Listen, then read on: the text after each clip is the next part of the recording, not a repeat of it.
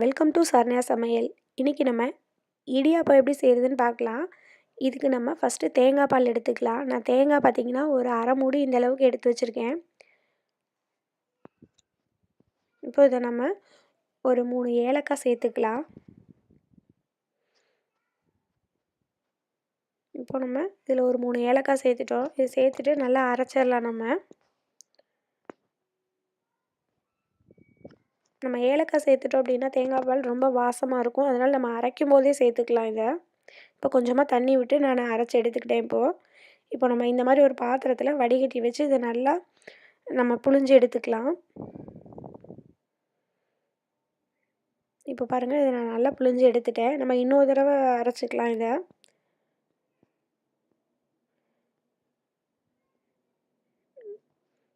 இப்போ நான் அரைச்சி எடுத்துட்டேன் பாருங்கள். 2 தடவை அரைச்சி எடுத்தால் போதும். நம்ம தேங்காய் பாலுக்கு ரொம்ப அதிகமாக தண்ணி விட வேண்டாம், நல்லா இருக்காது. நம்ம ஓரளவுக்கு அதில் ஊற்றுற தண்ணி மட்டும் இருந்தாலே போதும். இப்போ பாருங்கள், தேங்காய் பால் ரெடி ஆயிடுச்சு. நம்ம இதில் பார்த்திங்கன்னா நம்ம 1 டம்ளர் நான் ஜீனி சேர்க்குறேன் இப்போதுக்கு. இப்போது இது நல்லா கரையட்டும். இப்போ நம்ம இதில் ஒரு 1/2 டீஸ்பூன் பார்த்திங்கன்னா 1/2 டீஸ்பூனுக்கும் கம்மியாக ஒரு 1/4 டீஸ்பூன் நம்ம சால்ட்டு சேர்த்துக்கலாம். அதில் நம்ம எவ்வளோதான் ஜீனி சேர்த்தாலும் கொஞ்சமாக சால்ட்டு சேர்த்தோன்னா தான் அதோடய இனிப்பு நமக்கு நல்லா தெரியும். ஸோ அதனால் கொஞ்சமாக சால்ட்டு சேர்த்துக்கோங்க.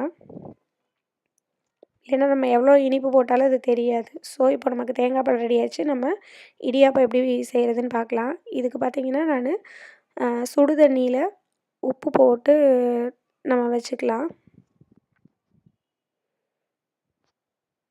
இப்போது நான் தண்ணி அங்கே கொதிச்சிட்ருக்கு, உப்பு போட்டு வச்சுருக்கேன் அதில். இப்போ நம்ம ஒரு வடை சட்டியில் நமக்கு தேவையான அளவு மாவு போட்டுக்கலாம்.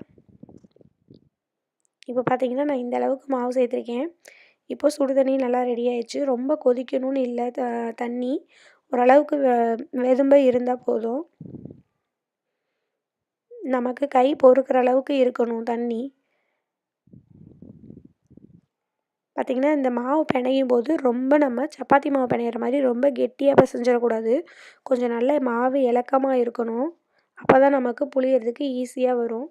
அதனால் தண்ணியை கொஞ்சம் நல்லாவே ஹீட் பண்ணிக்கோங்க.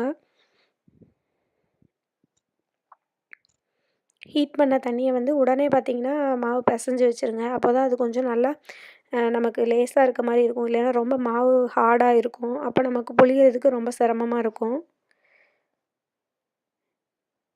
நீங்கள் கை பொறுக்கிற அளவுக்கு மாவு இந்த மாதிரி தண்ணியை ஊற்றி பிசைஞ்சுக்குங்க. இப்போ பாருங்கள், நான் நல்லா மாவு பிசைஞ்சு வச்சுட்டேன். இப்போது நம்ம இட்லி பானையில் தண்ணி ஊற்றி வச்சாச்சு. பாருங்கள், நான் இந்தளவுக்கு மாவு நல்லா பிசைஞ்சு வச்சுட்டேன். பார்த்திங்கன்னா எவ்வளோ சாஃப்டாக இருக்குது பாருங்கள். இந்த மாதிரி தான் இருக்கணும் மாவு. நம்ம சப்பாத்தி மாவு அளவுக்கு ரொம்ப ஹார்டாக இருக்கக்கூடாது. இந்த மாதிரி ரொம்பவே நம்ம எடுக்கும்போது சாஃப்டாக இருக்கணும்.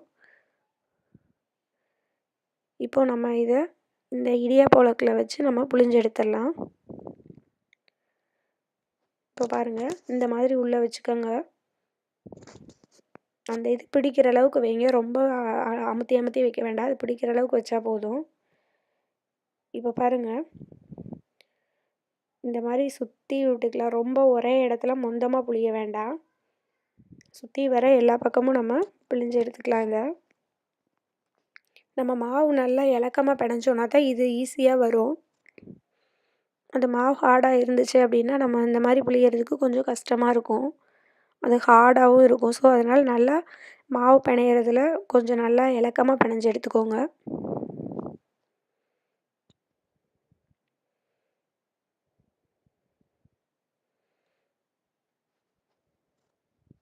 துணி நல்லா நனைச்சிட்டு போட்டோம் அப்படின்னா அது வெந்தோன்னே பார்த்திங்கன்னா நம்ம கொட்டினோன்னே அப்படியே இந்த துணியிலே ஒட்டாமல் வந்துடும். ஸோ அந்த மாதிரி போட்டுக்கோங்க. இப்போ பாருங்கள், நான் நல்லா இந்த அளவுக்கு புழிஞ்சு எடுத்துட்டேன். இப்போ நம்ம இதை இட்லி பாத்திரத்தில் வச்சு வேக வச்சிடலாம். நம்ம ஒரு 10 மினிட்ஸ் இது வெந்தால் போதும். நல்லாவே வெந்துடும். ஒரு 10 நிமிஷம் வச்சுருந்தோம்னாலே நல்லா வெந்துடும்.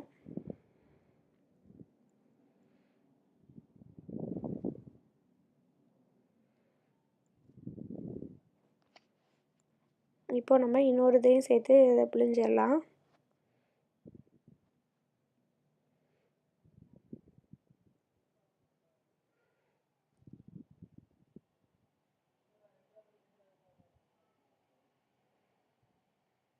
இந்த மாதிரி நம்ம தண்ணி ரொம்ப இலக்கமாக விட்டு பிசைஞ்சிட்டோன்னா கொஞ்சம் நேரம் ஒரு இது வெந்த பிறகு நம்ம அடுத்ததுமே நம்ம புளியும் போதுமே உங்களுக்கு நல்ல மாவு இலக்கமாக தான் இருக்கும், ஈஸியாக வந்துடும். ஸோ நம்ம மாவு பிணையிற பக்குவம் மட்டும் கொஞ்சம் கரெக்டாக பிசைஞ்சு எடுத்து வச்சிடலாம். இப்போ பாருங்கள், இது நல்லா வெந்துருச்சு.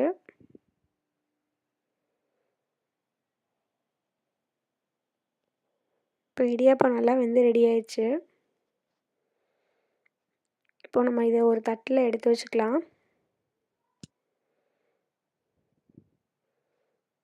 இதை எடுத்து நம்ம அப்படியே கொட்டிட்டோம் அப்படின்னாலே அது நல்லா வந்துடும்.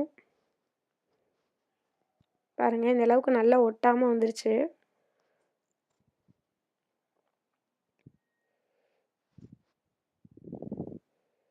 நான் இப்போ வெறும் பச்சரிசி மாவில் தான் செஞ்சுருக்கேன். நீங்கள் பச்சரிசி புழுங்கரிசி 2 சேர்த்து அரைச்சி வச்சுருக்க மாவுலேயும் இது பண்ணலாம். அதுவுமே ரொம்ப சாஃப்டாக இருக்கும், நல்லாயிருக்கும். இது குழந்தைகளுக்கே கொடுக்கலாம், நல்லா சாப்பிட்டுக்குவாங்க. இதில் தேங்காய் பால் ஊற்றி கொடுத்தோம் அப்படின்னா நம்ம தோசை இட்லியே கொடுத்துட்டே இருக்கிறதுக்கு இந்த மாதிரியும் கொடுக்கலாம், சாப்பிட்டுக்குவாங்க நல்லா. இப்போ பாருங்கள், நல்லா இது வெந்துருச்சு. எவ்வளோ சாஃப்டாக இருக்குதுன்னு பாருங்கள், ரொம்ப சாஃப்டாக இருக்குது. எல்லாருமே கண்டிப்பாக ட்ரை பண்ணி பாருங்கள், எல்லாருக்குமே பிடிக்கும். எல்லோரும் கண்டிப்பாக ட்ரை பண்ணி பார்த்துட்டு கமெண்ட் சொல்லுங்கள். இந்த வீடியோ உங்களுக்கு பிடிச்சிருந்தா லைக் பண்ணுங்கள், ஷேர் பண்ணுங்கள், மறக்காமல் சப்ஸ்கிரைப் பண்ணுங்கள்.